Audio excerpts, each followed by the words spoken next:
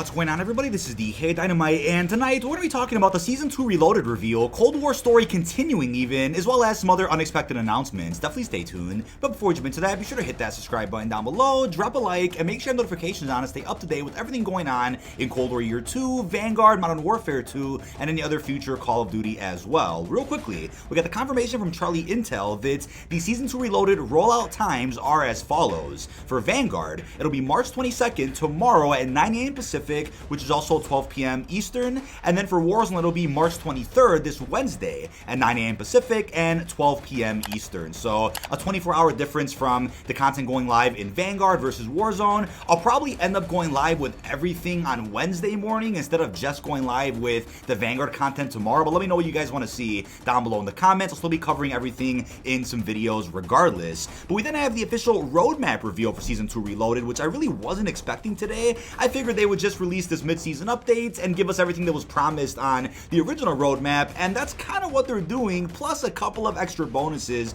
as you guys can see here. But my problem with this roadmap is the illusion of more content by adding in some extra boxes that almost shouldn't be there. I mean, Arms Race and Alps are kind of the same thing, but they're marketed as two different updates, as you can see here. But can't complain about that. They tried to fill up what they could here on the roadmap. Not too much for Vanguard, as we all expected, but this is definitely a Rebirth-centric DLC update. Now, it looks like we are going to be getting a Rebirth reinforced event of sorts, which you could, of course, access at your main menu when you're in the lobby, right? When you click R1 on your weapons, your operator, you'll then be able to access this menu with what's probably going to be, 6 to 10 different challenges you can do to unlock some bonus cosmetics. We also have our new points of interest over on Rebirth Island, our new modes there at the bottom. We also have new Rebirth Island features, which is crazy. And then on the right there, we then have confirmation of Rebirth Island CDL coming soon, our new SMG, and some new bundles at the bottom right, as well as Snoop Dogg, as we're going to talk more about in a minute.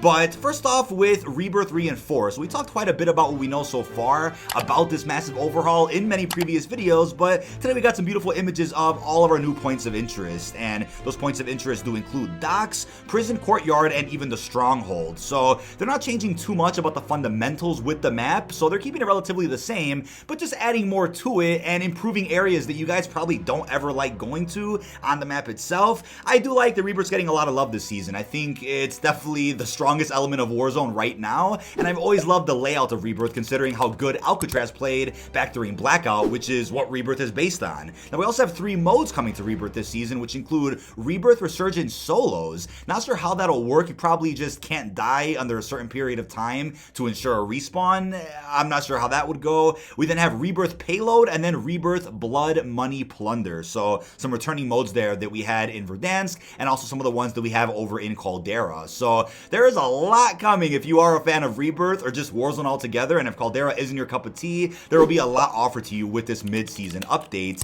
And I'm gonna assume fairly that Rebirth probably won't get any more updates once Warzone 2 releases, which will have a brand new map and will only be integrated with Modern Warfare 2, not any of the previous Call of Duties like MW1, Cold War, Vanguard. So this will probably be one of the final and the most massive updates that we're going to be seeing to Rebirth Island as we know it. But taking a look at the blog post that released today for this mid-season update, we have a very interesting statement about the storyline of Rebirth Reinforced. It says, as operators trained up through Iron Trials, Perseus has begun reconstructing Rebirth Island security measures from the shorelines inward. And while the sun shines brighter on the island, operators will notice sunnier and clearer skies. The better visibility is clouded somewhat as you learn to navigate around brand new areas. With 2 ships docked in harbors, a stronghold completely revamped, and the prison yard developing underneath the iconic and repainted water tower, this is Rebirth Reinforced. Now, I think this is actually really important because this seemingly confirms that Rebirth Reinforced takes place not only after Iron Trials that we just played a couple of weeks ago, but also the Season 6 outro cutscene in which Adler confronts Stitch. Now, as of now, it's kind of implied that Stitch died, but I'm sure we'll follow up on that either in Treyarch's next game or whenever they feel that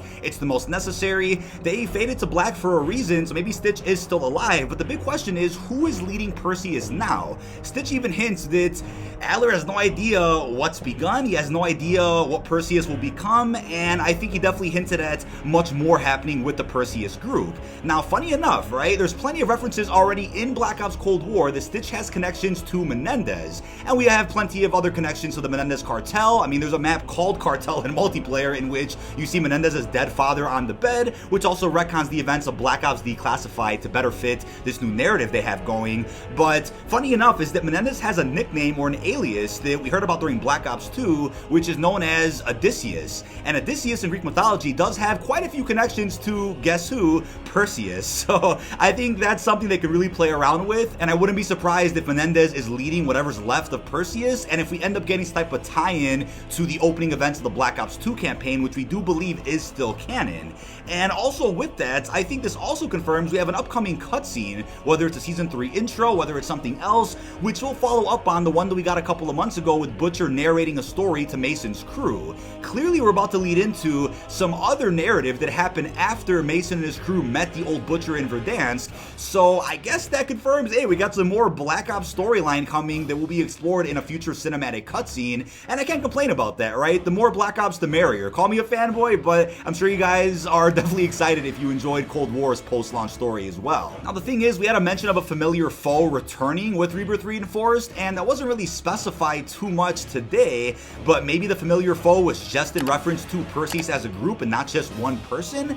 But overall, whenever we get the next cinematic cutscene, whether it's a Season 2 outro, whether it's Season 3 intro, that may follow up on the conversation that was had amongst those characters. And I don't think Kravchenko will play a role in this. I think after the events of Forsaken, it's supposed to jump straight to when he was found in Afghanistan during Black Ops 2, unless there is some story in between that gets covered here with this Rebirth Reinforced storyline. Lots of possibilities, but all in all, I don't think anybody out there would complain about seeing a Menendez cameo this year in this post-launch story to better set up the opening events of Black Ops 2. And I think, as we all have speculated in the past, I think Treyarch's next Black Ops game has a lot of potential to not only keep up with and follow up on the arcs with Adler and some of the new characters that we have in Cold War, but also filling in some gaps that we all really want to see filled in, like when Alex Mason and David Mason finally meet for the first time after the events of BO2's campaign. There's even that 30-year gap where Mason went missing that can also be touched on. Lots of material Treyarch can work with for any future Black Ops installments. Now, not only is Activision paying XQC to go ahead and promote Warzone to hopefully revive it a little bit, but they're also confirming a community challenge event. So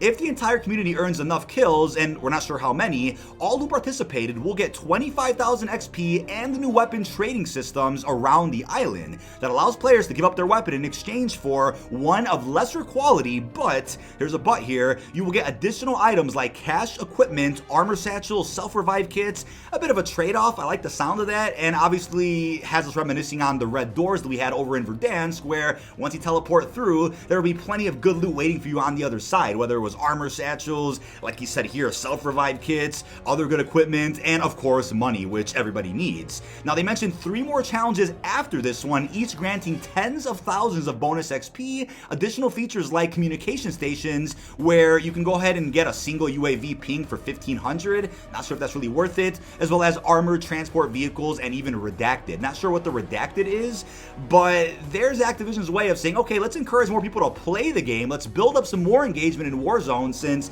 right now it's probably relatively low, and then as a reward for everybody engaging in these challenges, we'll be unlocking new features around Rebirth and then Warzone altogether. Now this is definitely a Warzone heavy mid-season update, as I already said, but there are several quality of life updates that were also confirmed by Charlie Intel earlier today. You can now drop gas masks, you can drop armor satchels, and it can actually show how many plates it has.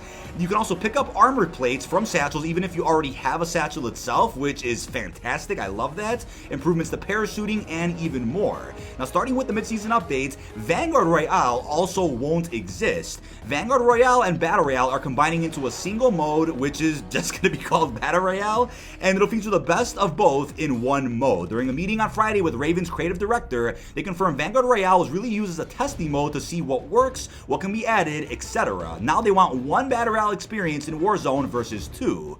So I get why they're going through with that. It might piss people off knowing that now everybody's going to go back to their old loadouts from Modern Warfare and Cold War and probably won't be using much of the Vanguard loot, but I think everybody could agree collectively that Warzone Pacific and Caldera and the whole Vanguard integration really didn't sit well with the community, so that's why they're kind of walking back on some add-ons like that and bringing us back to a more traditional Warzone that we had around a year ago. Also coming are portable buy stations, which is pretty cool. You can throw down a marker to drop a buy station wherever where you are. The tech map will have a different icon for portable buy stations. Now, these won't be available until later in Reloaded, probably another week or two from now. And we also have contracts still showing up in tech map, even if you have an active contract. Contracts angled better in game to see it from afar, able to cut parachutes closer to the ground, and I think overall all these features and quality of life improvements are kind of preparing them for what they want to include at launch of Warzone 2 whenever that releases, whether it's this fall with Modern Warfare 2 or even next March. I mean, the release date of that is definitely unknown. We also have some official reveal images of Snoop Dogg as an operator here in Call of Duty Vanguard and Call of Duty Mobile. It is confirmed that Snoop Dogg did record all new lines just for his very own operator, and it's obviously his big return since he was last featured in Call of Duty Ghost. So April 1st you can get him in COD Mobile, and then April 19th you can get him in Vanguard or Warzone, and there will definitely be a bundle that costs 2,400 COD points. Definitely looking forward to that. I think this will be one of the few exceptions that I make for not buying Vanguard microtransactions. I think the Snoop Dogg one definitely has to be worth it. I also wanted to address something that I forgot in yesterday's video, and that is the fact that footage exists for a St. Patrick's Leprechaun execution over in Vanguard multiplayer. And I'm like, wait a second, we didn't actually get anything for St. Patty's Day at all, which was weird. I mean, in previous years we've gotten quite a bit, and if anything, World War II from Sledgehammer kind of set the bar for holiday events like St. Patrick's Day, and with Vanguard we got Radio Silence. So I'm curious if we are going to still end up getting a Leprechaun themed bundle after St. Patrick's Day, or is it just scrapped? I'm just going to lean on the fact that it's probably scrapped. I mean, as Fajardi pointed out on the podcast a couple days ago, they could have just reskinned the Elf event from Christmas and then just had a Leprechaun running around our multiplayer maps or hiding in plain sight, able to be shot.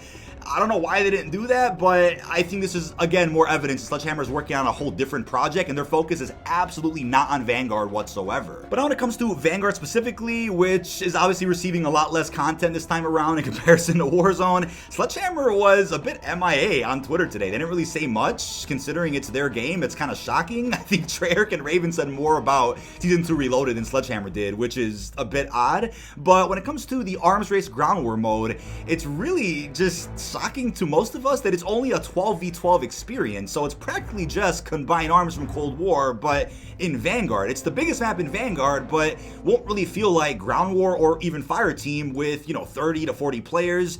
So I'm not sure how I feel about that, but once the base is captured, operators can choose to respawn at that base or at any other captured points on the map, in addition to respawning in on their fellow squad member. Bases automatically set up gates for the defending team within, allowing safe passage for allies and shutting itself when enemies are nearby. By default, 2 out of the Alps' 7 potential bases will already be taken out of commission, making it a 5-base fight for supremacy. To help your cause, every friendly base contains several buy stations similar to those seen on Champion Hill. You can use cash earned by capturing objectives or picking it up from enemy players to purchase weapons, equipment, streaks, field upgrades, or even use your custom loadouts as long as you have the cash for it. So this is definitely the equivalent of Fireteam or Combined Arms, but for Vanguard, it will feature several dozen vehicles as you guys are seeing here, and I'm definitely going to give this a shot. I'm not sure how successful this is going to be or if it'll get any updates in future seasons, but I think Arm Race could prove to be one of the highlights of Vanguard that is exclusive to this game and wasn't really featured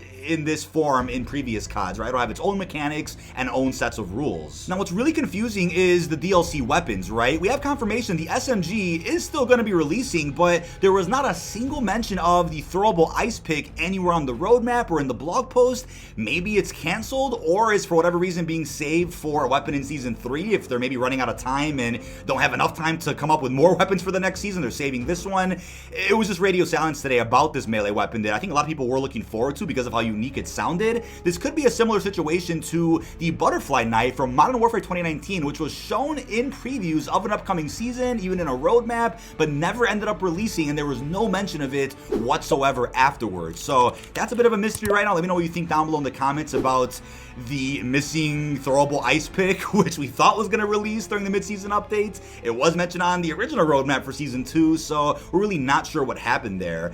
But when it comes to zombies, last and definitely not least, you guys might not be happy about this, but as they confirmed today, Season 2 Reloaded will also add dedicated server pause for solo games, as well as additional bug fixes to be detailed by Treyarch in the coming days. Players in solo matches and single-player private matches will be able to pause for up to 2 hours collectively per match on dedicated servers, and can continue to pause indefinitely in offline local matches. I'm not sure why that last part is even mentioned. I mean, how many people out there really play offline or local? Not very many, but there you have it. I mean, this might be one of few times in gaming history where the addition of a pause button enrages a community.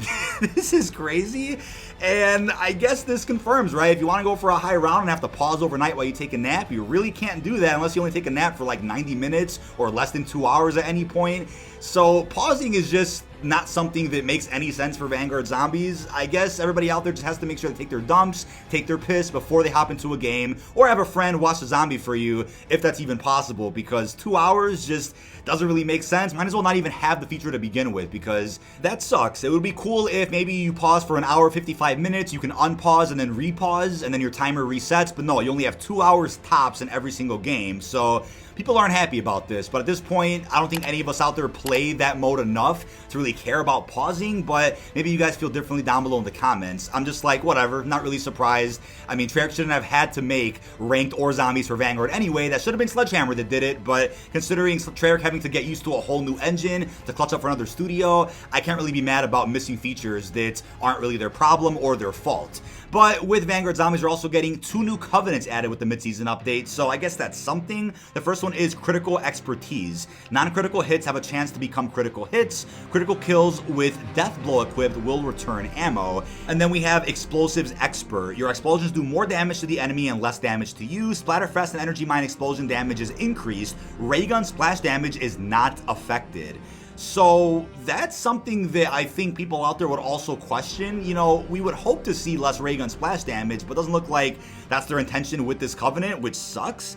And then with the rarities, of course, you get higher percentages each time to do more damage to the enemy and less damage to you, which is cool. So I guess some small quality of life improvements for those out there that are still playing Vanguard Zombies, and it's unclear if Season 3 will even offer too much more to this mode, which I really wouldn't expect at all. But to wrap things up, we also have some other bonuses mentioned in the blog post, like a new Pro Pack, which I'm not really a huge fan of. We have some cool looking CDL skins there. The introduction of Gustavo, the final new operator for the season, of course, with his own new execution and his own new bundle. We have 2 new camo patterns that are being added to ranked play and are going to be as rewards for wins, better ladder placements, and Treyarch went in a lot of detail about the ranked play updates over on their Twitter today, which I'll also have linked for you guys down below in the comments. But that is about it. This has been dkdynamite. Leave our thoughts down below in the comment section. What are your thoughts on Season 2 Reloaded, the new roadmap, the blog post today, and also how are you feeling about the continuation of Cold War's narrative through what looks like is going to be the rest of the post-launch season for Vanguard storyline featuring Rebirth? Really hope you've enjoyed, and peace out, everybody.